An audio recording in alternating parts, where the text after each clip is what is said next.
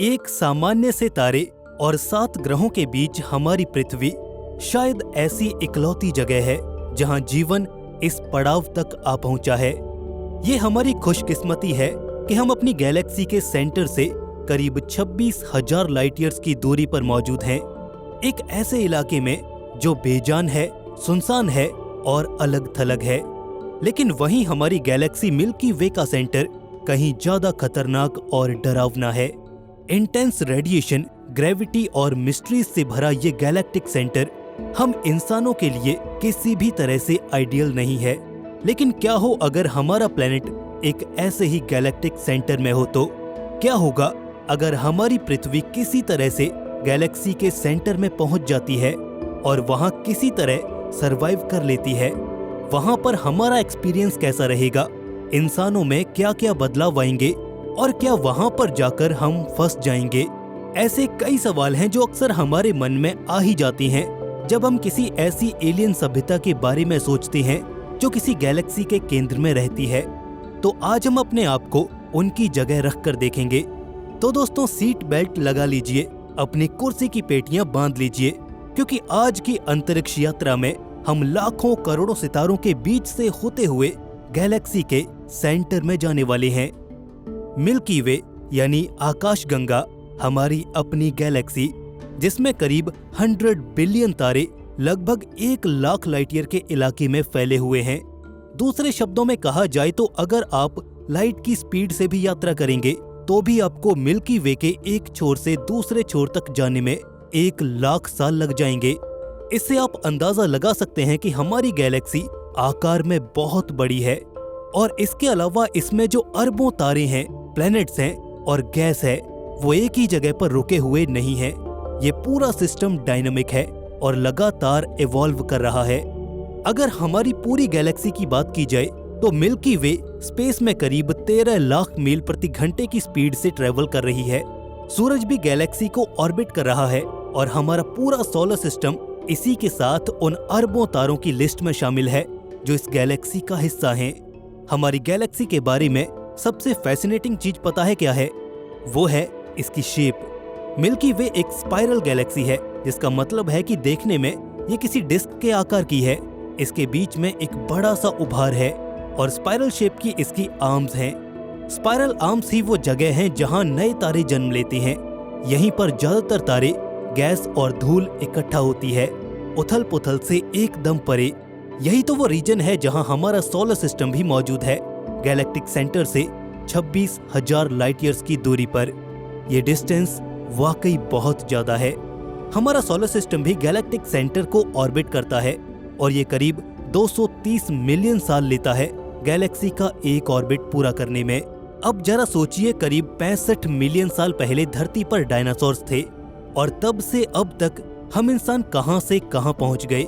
लेकिन गैलेक्सी के अराउंड हमारे सोलर सिस्टम ने अभी 1/4 ऑर्बिट भी पूरा नहीं किया है।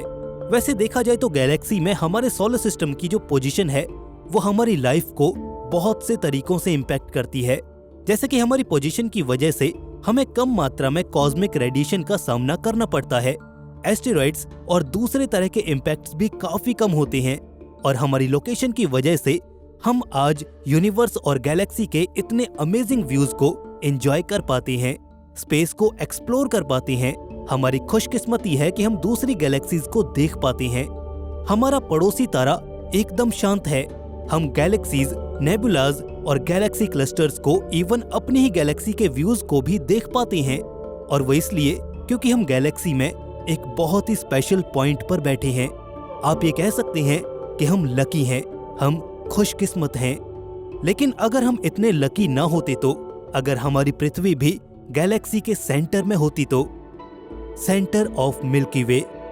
मिल्की वे के सेंटर में एक बहुत बड़ा उभार है जिसे हम सेंट्रल बल्ज कहते हैं और ये तारों से भरा पड़ा है। यहाँ अरबों तारे हैं और इन्हीं तारों के झुंड में एकदम बीचों बीच एक दैत्याकार दानव बैठा है जिसका आकार करीब 10,000 लाइट ईयर जितना बड़ा है। मिल्की वे के सेंटर की बात करें तो यहाँ का एनवायरनमेंट बहुत ही एक्सट्रीम है, इतना भयानक कि बड़े से बड़ा एस्ट्रोनॉट भी इसे देखकर कांपने लग जाए। यहाँ हाई एनर्जी पार्टिकल्स और इंटेंस मैग्नेटिक फील्ड हमारी इलेक्ट्रॉनिक्स के लिए तबाही का दूसरा नाम होंगे। यहाँ हमारे स्पेसक्राफ्ट काम नहीं करेंगे। इंटेंस रेडिएशन फील्ड किसी भी ऑब्जेक्ट को रास्ते में ही जलाकर राख कर देगा। ये जगह हमारी नाजुक लाइफ के लिए तो बिल्कुल भी नहीं है और हम ये बहुत अच्छी तरह से जानते हैं। तो अगर हमारी पृथ्वी गैलेक्टिक सेंटर के आसपास कहीं होती तो वो जगह हमारी आज की दुनिया से बिल्कुल अलग होती। तो एग्जैक्टली वहां पर कंडीशंस कैसी होती, इसे समझने के लिए सबसे पहले शुरुआत करते हैं रेडिएशन से। जैसा कि हमने पहले भी बताया कि हमारी मिल्की वे का सेंट्रल रीजन सबसे खतरनाक रेडिएशन जोन्स में से एक है। अगर वहां पर पृथ्वी होती तो वहां लाइफ को अगर ये खत्म ना कर पाता तो बहुत कठिन तो बना ही देता। ये बात सच है कि वहां भी हमारी पृथ्वी के आसपास एक जाइंट मैग्नेटिक फील्ड होता, जैसे कि अभी ये हमें हार्मफुल रेडिएशन से बचाता है। क्या वहां पर भी इसका ये मैग्नेटिक फील्ड काम करता? तो इसका उत्तर है नहीं। ये कुछ ऐसा होगा कि हम बड़े से तूफान से बचने के लिए एक छोटे से छाते का यूज करें। हमारी अर्थ का मैग्नेटिक फील्ड हमें वहां के खतरनाक रेडिएशन से बिल्कुल भी नहीं बचा पाता। तो हम इंसानों के लिए वहां पर कंडीशंस जीने लायक नहीं होती, लेकिन वहां पर कुछ ऐसे जीव जरूर होते जो उन कंडीशंस में खुद को ढाल लेते और वहां सरवाइव करने के लिए खुद को इवॉल्व कर लेते। ऐसे जीवों को हमने अपनी पृथ्वी के एक्सट्रीम एनवायरनमेंट्स में भी देखा है। समुद्रों के नीचे एक्सट्रीम प्रेशर जोन्स में, वॉल्केनोज में एक्सट्रीम हीट और पोल्स पर एक्सट्रीम कोल्ड में अनेकों ऐसे जीव पाए गए हैं जो ऐसी एक्सट्रीम कंडीशंस में अपने आप को जीवित रख सकते हैं। लेकिन क्या हो अगर हम इंसान खुद को सरवाइव करने के लिए, वहां पर रहने के लिए खुद को इवॉल्व कर पाएं तो? क्या होगा अगर हम वहां की परिस्थितियों में जीना सीख जाएं तो? वी ह्यूमंस, हमारी स्किन कुछ इस तरह से इवॉल्व होगी कि वो रेडिएशन से हमें बचा पाए। पेड़ पौधे कुछ अलग ढंग से ग्रो होंगे क्योंकि वहां अरबों तारों की रोशनी से आसमान हमेशा चमकता रहेगा। हम वहां पर रहने के लिए इवॉल्व तो हो जाएंगे, लेकिन फिर भी वहां रहते हुए चीजें हमारे लिए आसान बिल्कुल भी नहीं होंगी। फिर भी इंटेंस रेडिएशन हमारा सबसे बड़ा दुश्मन होगा। रेडिएशन की वजह से ही हमारा डीएनए लगातार डैमेज होता रहेगा। ये शायद वहां रहने की सबसे बड़ी सजा होगी। इसके अलावा हमारे डीएनए में बहुत जल्दी म्यूटेशंस होते रहेंगे और ये चीज हम इंसानों को सबसे ज्यादा डराती है। म्यूटेशंस की वजह से वहां पर ना जाने कब कौन सा इंसान क्या बन जाए।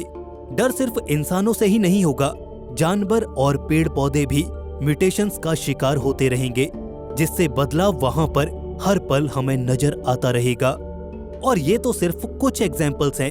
एक्सट्रीम केसेस की तो हम यहाँ पर बात ही नहीं कर रहे। हो सकता है कि वहां पर रहते हुए हमारी बॉडी में मेटाबॉलिक चेंजेस आ सकते हैं। ये भी हो सकता है कि हमारी बॉडी को जल्दी फूड और दूसरे रिसोर्सेज को प्रोसेस करने के लिए बदलना पड़े। इससे हमारे शरीर की ग्रोथ और साइज भी बड़ा हो जाएगा। पेड़ पौधे और हमारे आसपास के जानवर भी नॉर्मल से कहीं ज्यादा बड़े हो जाएंगे। धरती पर कई ऐसे बायोल्यूमिनेसेंस जीव देखे गए हैं जो ज्यादा रेडिएशन में जगमगाते हैं। ऐसे जीव वहां के रेडिएशन लेवल में और भी ज्यादा चमकेंगे। आप खुद को इमेजिन कर सकते हैं रात को ऐसे जंगल में जो ऐसे जीवों की वजह से हरे और नीले रंग से जगमगा रहा होगा। वो एक्सपीरियंस अमेजिंग तो होगा ही, लेकिन साथ ही बहुत डरावना भी होगा। लेकिन रेडिएशन तो सिर्फ एक वजह है वहां पर इतने बड़े बदलाव देखने के लिए। पर अब हम बात करेंगे एक और बड़े बदलाव की। जी हाँ, ग्रेविटी, गुरुत्वाकर्षण। मिल्की वे के सेंटर में ग्रेविटी बहुत स्ट्रॉन्ग है क्योंकि गैलेक्सी के बिल्कुल बीचों बीच एक बहुत बड़ा दानव जो बैठा है, एक सुपरमैसिव ब्लैक होल, हमारे सूरज के मुकाबले 40 मिलियन गुना भारी एक ब्लैक होल जिसे कहा जाता है सजिटेरियस ए। अब वो हमारा पड़ोसी होगा। अद्भुत। अब बस यही सबसे बड़ा डर रहेगा कि वो कहीं हमें निगल न ले या फिर हम उसकी ग्रेविटी में कहीं क्रश न हो जाएं। अगर हम खुशकिस्मत रहे तो ऐसा कुछ भी नहीं होगा, लेकिन ये भी मत सोचना कि तबाही टल गई है। ब्लैक होल की ग्रेविटी फिर भी धरती पर भूकंपों और वोल्केनिक इरप्शंस को ट्रिगर करती रहेगी। धरती पर कुछ भी स्टेबल नहीं रहेगा, कोई भी परमानेंट कंस्ट्रक्शन नहीं टिक पाएगा और हमें रहने के लिए शायद फ्लोटिंग स्टेशंस बनाने की जरूरत पड़ेगी या फिर रहने के लिए ऐसे घर बनाए जाएंगे जो इतने बड़े भूकंपों को सह सकें। सही मायनों में कहें तो ऐसी आपदाओं से हमें हर रोज लड़ना होगा, हर रोज समुद्री लहरों से बचना होगा, हर रोज तूफानों का सामना करना पड़ेगा। यानी हमें अपनी जिंदगी के लिए रोज कुदरत से कंपटीशन करना होगा। इस कहानी का सबसे खराब पार्ट ये है कि अगर आप उस प्लेनेट से अगर निकलना भी चाहते हैं तो सॉरी, आप उस प्लेनेट से नहीं निकल पाएंगे। आप वहां पर ट्रैप हो चुके हैं हमेशा के लिए, क्योंकि वहां इतनी इंटेंस ग्रेविटी में रॉकेट्स लॉन्च करना आसान नहीं होगा और फिर उस इंटेंस रेडिएशन में हमारी इलेक्ट्रॉनिक्स भी काम नहीं करेगी। यहाँ ग्रेविटी सिर्फ चीजों पर ही प्रभाव नहीं डालेगी। आइंस्टाइन की थियरी ऑफ रिलेटिविटी के अकॉर्डिंग इतनी इंटेंस ग्रेविटी की वजह से वहां पर टाइम का फ्लो भी धीमा रहेगा। यानी कि गैलेक्टिक सेंटर के पास रहते हुए पृथ्वी वासियों की उम्र धीरे बढ़ेगी एज कम्पेयर टू उनके जो गैलेक्टिक सेंटर से दूर रह रहे हैं। गैलेक्टिक सेंटर की पृथ्वी पर बिताया हुआ सिर्फ 1 साल दूर किसी ग्रह पर हजारों सालों के बराबर हो सकता है, बिल्कुल वैसे ही जैसे इंटरस्टेलर मूवी में हमें दिखाया गया है। इसके अलावा मिल्की वे का गैलेक्टिक सेंटर एक बिजी प्लेस है जहां हर समय कुछ न कुछ घटता ही रहता है। तारे, ग्रह और इसके अलावा भी बाकी सेलेस्टियल बॉडीज हर रोज हाई स्पीड से हमें इधर उधर जाती दिखेंगी। आसमान में तारों की पोजीशन तेजी से बदलती हुई दिखाई देगी और इसका एक और मतलब ये है कि हम वहां पर स्पेस में नेविगेट नहीं कर पाएंगे। एक तो हम वहां अरबों खरबों सितारों से घिरे होंगे और वो सभी तारे बड़ी तेजी से ट्रेवल भी कर रहे होंगे, तो हमारे पास कोई स्टेबल रेफरेंस नहीं होगा नेविगेट करने के लिए। इसके अलावा जीपीएस भी स्ट्रॉन्ग ग्रेविटेशनल फोर्सेस और रेडिएशन की वजह से रिलायबल नहीं रहेगा, जिसका मतलब ये है कि अगर आप स्पेस में गुम हुए तब भी आपके पास नेविगेट करने का कोई टूल नहीं होगा। और अगर पृथ्वी पर भी किसी घने जंगल में गुम हुए तो आपको सिर्फ उस जंगल के क्रीपी एनिमल्स ही ढूंढ पाएंगे, इंसान शायद कभी नहीं। वहां भयानक चीजें और भी भयानक हो सकती हैं, लेकिन चलिए अब कुछ अमेजिंग व्यूज पर नजर डालते हैं जो वहां रहते हुए हमें दिखाई देंगे। गैलेक्टिक सेंटर में हमारे आसपास अनेकों मॉलिक्यूलर क्लाउड्स होंगे जहां सितारे जन्म ले रहे होंगे। उन इलाकों को देखना अपने आप में अमेजिंग होगा। इसके अलावा ओरायन नेबुला, ईगल नेबुला, इन सब के स्पेक्टेकुलर व्यूज हमारे सामने होंगे और यकीन मानिए स्पेस लवर के लिए ये किसी जन्नत से कम नहीं होगा। लेकिन अगर इन सब को मिलाकर देखें तो गैलेक्टिक सेंटर में हमारी दुनिया बिल्कुल अलग होगी। वहां कुछ ऐसे मंजर होंगे जो आज तक हम यहाँ पर नहीं देख पाए हैं, लेकिन फिर भी ये सफर काफी इंटरेस्टिंग था ये समझने के लिए कि जहां अभी हम हैं वो जगह किसी जन्नत से कम नहीं है। हम वाकई में बहुत लकी हैं कि हम यहाँ अपने सोलर सिस्टम में धरती पर एक शांत जगह पर रहते हैं और ये इस यूनिवर्स की one of the best places में से एक है। आपको क्या लगता है दोस्तों? कमेंट सेक्शन में अपनी राय जरूर बताइएगा। बाकी अंतरिक्ष यात्रा के साथ ऐसे ही सफर करते रहने के लिए फ्री का टिकट जरूर ले लीजिए। वो है ना नीचे लाल रंग का सब्सक्राइब बटन और बेल आइकन भी प्रेस कर लीजिए ताकि पैसेंजर्स की लिस्ट में अगली बार आपका नाम जरूर हो।